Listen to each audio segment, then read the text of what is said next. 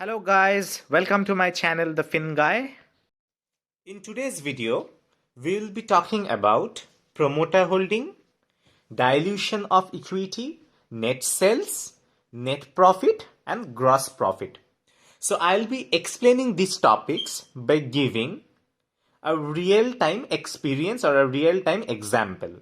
So let's say that you want to build a business and you have formed a company called A.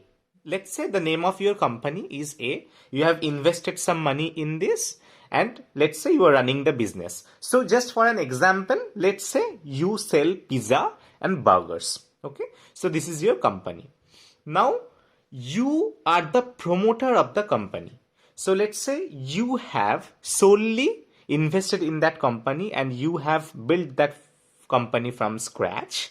That means you are the promoter of that organization and your holding at this moment is 100%. So that is the promoter holding. Now let's say after 2 years or 3 years, you want to expand your business, okay, by selling your equity and by generating cash from your investors. So equity, what is this? The percentage of your organization. So let's say currently the equity is 100%, which is with you. Okay. So the promoter holding is 100% of equity. Now, the moment you start diluting the equity, so that means when you raise fund by selling your company's equity. So let's say that the before dilution your holding is 100%, right? And you are the promoter of the organization. After dilution, that means that you are selling some percentage of your company's equity to the investor, and the investor is investing in your organization or in your company by giving you cash.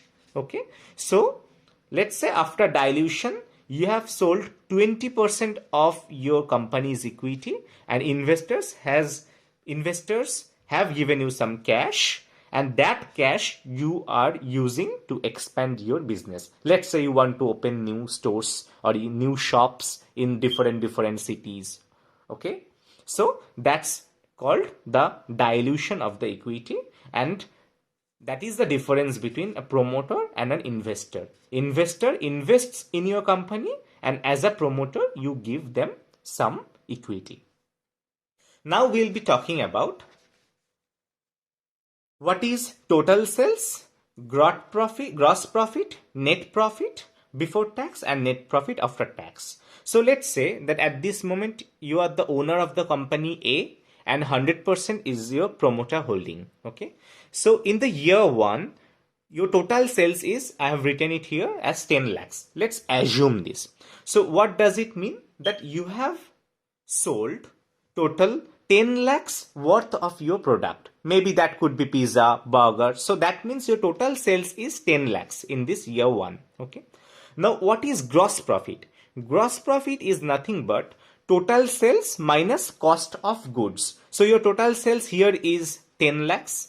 And let's say your cost of goods is 3 lakhs. Now what is this cost of goods? So let's say you are baking a pizza and like you are purchasing raw material for that, right? Let's say maida, okay, let's say cheese, onion, chicken. So those things are known as the cost of goods. So let's say that is 3 lakhs. So your gross profit becomes 70 lakhs. Okay. So your net sales was 10 lakhs and your gross profit is 7 lakhs at this moment. Okay.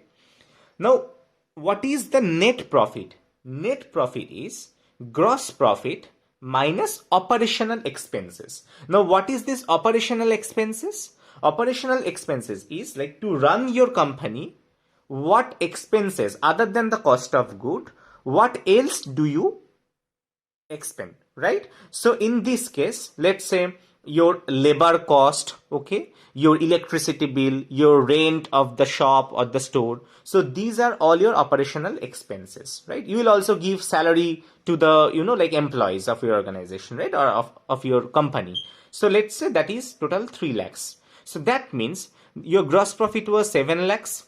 And what your net profit becomes, before tax, it's 7 minus 3. Let's say your operational expenses is 3 and it becomes now 4 lakhs. So net profit before tax is 4 lakhs. Now whenever you are earning something, you have to give some tax to government, right? So after giving tax, let's say 1 lakh is your tax, so your net profit is 3 lakhs. So as long as it is in a positive, like your net profit is in positive, so that means you are a profit making company.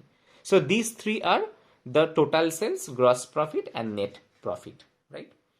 And in year 2, let's say your total sales has become, like 14 lakhs. So that means you have grown, like your company has grown its sales from 10 lakhs to 14 lakhs.